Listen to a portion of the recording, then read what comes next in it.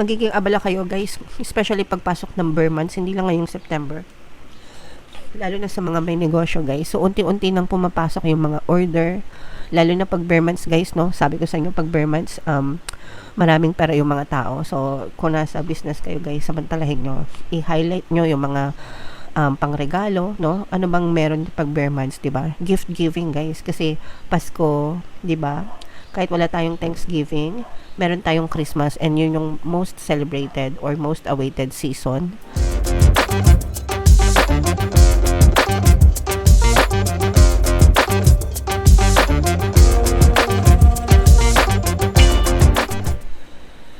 Hello guys, hello Taurus, welcome back to Pinoy Pixie Tarot. Ang pamagat ng episode natin for tonight is Money Money Come to Me. Money reading mga kapiksi para sa Taurus, Sun, Moon, Rising, Sign, and Venus. Pagpasensyahan nyo na yung ubo ko guys. Yung boses ko, pinaghalong ubo tsaka sipon. Dahil sa panahon mga kapiksi. Anyway, unahin natin tong deck na to guys. Tingnan natin yung mga mensahe sa inyo or yung mga paparating sa inyo mga kapiksi. So, we have Aspire, guys. Find photos of the place where you would like to work or sketch it. Stick these images on a special board and look at them every day. Draw the business card that you hope to have one day and pin that on the board too. Know that it will soon be yours. So, yung sinasabi dito, special board mga kapiksi. Itong technique na to ay paggamit ng vision board, no? Vision board technique. So, yung special board or yung vision board na yun, kahit anong board siya guys, illustration board, cork board, whatever mga kapiksi. And then dun sa vision board na yun, ang ginagawa natin ay ilalagay natin yung mga bagay na gusto natin ma-manifest, yung mga desires natin. Guys, okay. Mag-stick tayo dito sa, actually guys, sa vision board, kahit anong desire, pwede nyong ilagay, bahay, kotse, trabaho, travel, whatever na, kahit anong gusto nyong ma-achieve sa buhay nyo, even sa trabaho.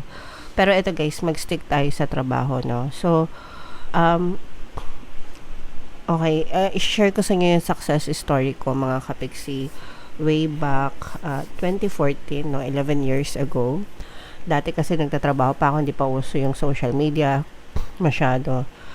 So, nagwo-work ako, tapos nag-apply ako sa ibang company, mas mataas na posisyon, mas magandang mas maganda yung company, mas ano siya, globally or internationally recognized yung company na yun.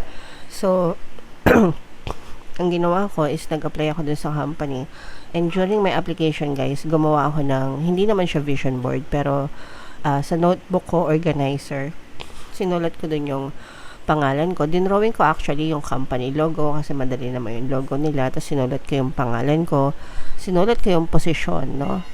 Kunwari, natanggap na ako. So, sinulat ko yung posisyon ko, and then sinulat ko din yung desired salary ko nung time na yon. Tapos pinicturean ko siya, ginawa ko siyang wallpaper ng cellphone ko, tapos palagi ko siyang tinitingnan, even yung organizer minsan tinitingnan ko siya, tapos ginaganon-ganon ko lang, hinihimas-himas ko lang mga kapiksi.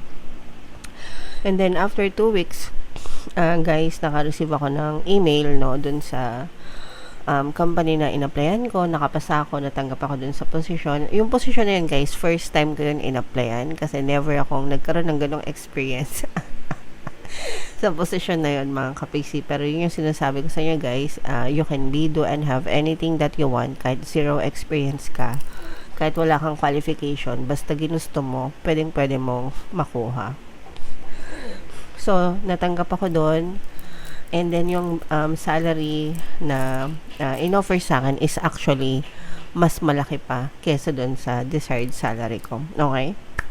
So, that's how it works mga kapiksi, no? Kailangan kapag gumawa kayo ng vision board, titingnan nyo guys, and sayahan nyo lang. You feel as if you already have it. O kaya naman, maging confident lang kayo na dadating din yung time na makakamit nyo din yung desire nyo, mga kapiksi. So, huwag kayo masyadong maging atat, guys, okay?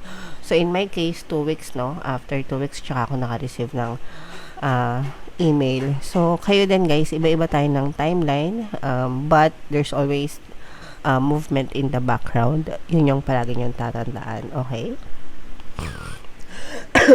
Alright. So, comment down below, Taurus, if feeling nyo nakaresonate kayo dyan. Shuffle natin to, guys. Habang siya shuffle ko to, panoorin nyo muna yung video natin regarding sa ating paano mag-manifest ng abundance video course. Kapiksi, sawa ka na ba sa mga struggles at hirap sa buhay mo? Masipag ka ba at masikap sa buhay ngunit hindi ka pa rin umaasenso? Ilang beses ka na bang nag-attempt mag-negosyo at mag-invest pero palagi ka pa rin nalulugi? Sa pagkakataon na ito ay maaaring may subconscious beliefs ka na nagiging balakid sa iyong pag-unlad at pagyaman. Introducing, paano mag-manifest ng abundance video course. Dito ay matututunan mong ma-overcome ang mga balakid mo para tuluyan ka ng umunlad, umasenso, sumagana, maging matagumpay, successful at maswerte sa iyong kabuhayan, pera, trabaho, negosyo sa lapi at kaperahan ng bonggang-bongga. Dali, mag-send na ng email sa pinoypixitaro@gmail.com at simulan na ang iyong pagyaman ngayon. Alright, so sa lahat ng gusto mag-fill ng course, guys, naka-flash sa screen nyo. Una, meron tayong paano mag-manifest ng abundance video course. Meron din tayong paano mawala ang third party at magkaroon ng harmonious na relationship. And meron din tayong paano pabalikin si ex, revise, breakup. Sa mga interesado, guys, mag-send lang kayo ng email sa pinoypixitaro@gmail.com. So, Taurus, guys, kayo ay represent ng King of Pence sa ating spread. Ito yung ating money energy, mga kapiksi. Latag natin yung spread nyo, guys. And sa mga naghahanap ng mga pampaswerte na lucky charms or lucky bracelet, may mga items, guys, na may kita kayo sa description box nitong video. Check nyo lang yung mga items doon, mga kapiksi. Pwede nyo rin i-check out, guys. Ito yung sample, ito yung aventurine, guys. Ito naman yung citrine. So, this is a very positive energy, mga kapiksi. Meron ditong presence, guys, ng fire sign, Aries, Leo, Sagittarius, at saka water sign, Cancer, Pisces, Scorpio. So, for some of you, guys, maaaring may mga ganyang element kayo sa inyong natal chart, or you may be dealing with other signs na may ganyan sa kanilang natal chart. Ito, guys, ang nakikita natin. Unahin natin to, mga kapiksi. May mga dadating na opportunity sa inyo, no? Kakaway na mga opportunity pagdating sa mga investment or negosyo or additional source of income. Pero, yung iba sa inyo, hindi nyo pinapansin, mga kapiksi. So, kapag hindi nyo to pinansin, guys, maaari itong lumipas, no? It might pass you by, mga kapiksi. So, magiging missed opportunity ito. Ibig sabihin, opportunity na pinakawalan nyo pa. Okay? So, it's very important, guys, na when you pray, when you affirm, kailangan you know na lahat ng pagkakataon is opportunity being given by the universe. Nasa sa inyo na yon kung gusto nyong samantalahin, pag-aralan, i-research, guys. Kasi yun yung yun yung hindi alam ng ibang tao. When the universe answer our prayers, mga kapiksi, it's through opportunities, guys, no? And yung opportunity na yun, kayo yung magpapalago, mga kapiksi, kayo magre-research, you will make it work, guys, okay? Hindi yung tipong kapag nagdasal ka, uulan ng pera. Hindi ganon, guys. hindi yung tipong kapag nagdasal kayo, nag-affirm kayo, no, bigla na lang babagsak yung pera mula sa langit. Hindi ganon, guys. More often than not, it's through opportunities, no? And then yung opportunities na yun, kayo yung mag-explore. And the reason kung bakit lumalampas itong mga opportunity na to, kahit na sinasagot na yung mga dasal nyo, one, yung iba sa inyo close-minded, no? Hindi kayo open-minded, mga kapiksi. Two, yung iba sa inyo tamad, guys, no? Hindi ko naman nilalahat, mga kapiksi. Alam nyo yun, parang nasa harap nyo na, dahil tamad kayong kumilos, tamad kayong umaksyon, lumalampas lang, mga kapiksi, no? Yeah, so dapat marunong kayong kumilates, mga kapiksi, ng mga opportunities, guys, kasi promise, guys, nandyan lang talaga sa paligid natin yung opportunities, hindi nyo lang ine-explore, mga kapiksi, okay? So, make sure na i-explore nyo itong mga opportunities na to, guys, especially sa negosyo or sa investment, kasi meron talagang dadating sa inyo, so wag yung deadmahin, mga kapiksi. And for some of you, guys, nakikita natin na may mga tumutulong sa inyo, guys, no, para Especially kung nahihirapan kayo sa buhay nyo, una sa buhay, kung may mga utang kayo mga kapiksi, let's say for example, kayo yung umutang, no? Nakikita natin na unti-unti nyo nang mapupunan yung mga utang nyo or unti-unti nyo nang mababawasan yung mga utang nyo mga kapiksi. So, it's important to pay off your debts guys at saka pag nabayaran nyo na, wag na kayong umutang ulit mga kapiksi. Kung hindi rin lang naman emergency guys, no? Kung ibang bibili nyo lang ng mga gadgets, diba? Wag na munang umutang mga kapiksi, no? Kumbaga, mas mabuting pag-ipunan kesa sa umutang. Kasi nakaka-stress yung may utang, guys. So, iwas mo na kayo sa utang. And then, nakikita rin natin na for some of you, may mga taong tumutulong sa inyo, guys, para umangat kayo, no?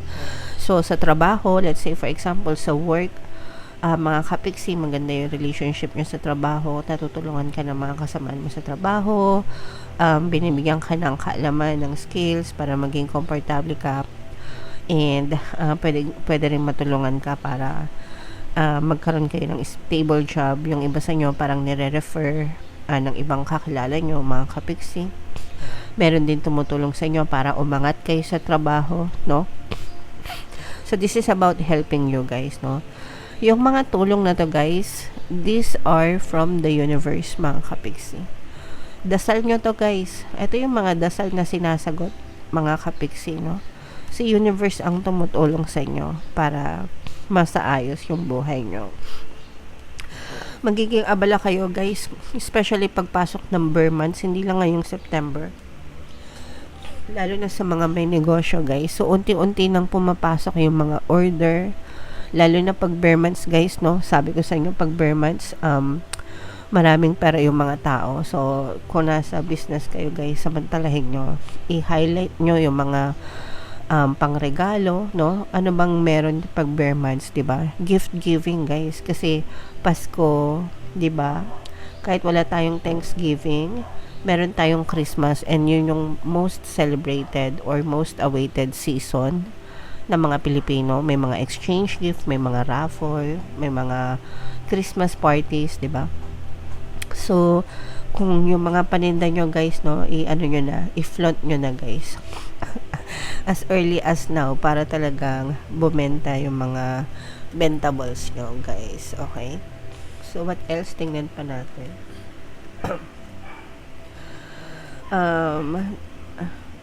Okay, so may mga good news. Ayan, yung grabe. May mga good news, good karma na maaari kayong ma-experience guys when it comes to your kaperahan, mga kapiksi. Okay. And you will also feel very peaceful guys, na feeling nyo unti-unting natutupad yung mga dreams nyo. Yun yung nga yung sinabi ko sa inyo guys, no? Yung mga dasal ito no? Dasal na natutupad mga kapiksi. So, unti-unti, gradual, nagkakaroon kayo ng peace, ng kapayapaan sa buhay nyo, and you are starting to love what you do. You're starting to love your life, mga kapiksi.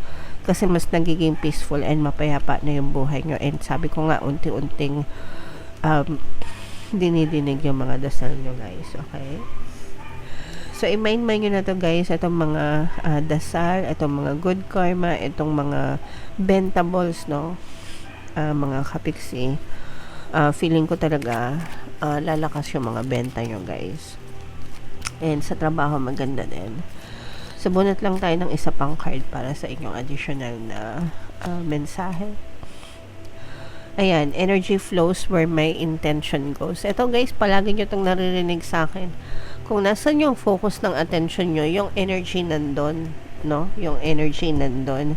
Whether positive yan or negative, mga kapiksi. Kung positive iniisip mo, yung energy mo doon pupunta. Kung negative yung iniisip mo, yung energy mo doon na pupunta. And kung saan napunta yung energy nyo guys, dominant, yun yung mapupush out sa inyong physical reality. Pag sinabing mapupush out sa physical reality, yun yung magiging experience nyo, yung sitwasyon nyo sa buhay. There's a time delay, there's a time lag, but it will be pushed out. So, it's very important na mag-focus kayo palagi sa positive, guys. Sa mga desires nyo, sa mga wants nyo, sa mga needs nyo, sa mga dreams nyo. Kasi eventually, it will be pushed out. mangyayari yan sa sitwasyon nyo, mga kapiksi. Okay? Alright. So, comment down below, Taurus, if feeling nyo naka-resonate kayo dyan, guys. And, i-mind nyo na yan sa comment section. For more tarot readings, ito yung playlist nyo. Ito naman yung ating success stories ng paano mag-manifest ng abundance video course. Click here to subscribe, guys. Thank you for liking, sharing, and subscribing. See you next time. I love you all. Have a nice day. Bye-bye.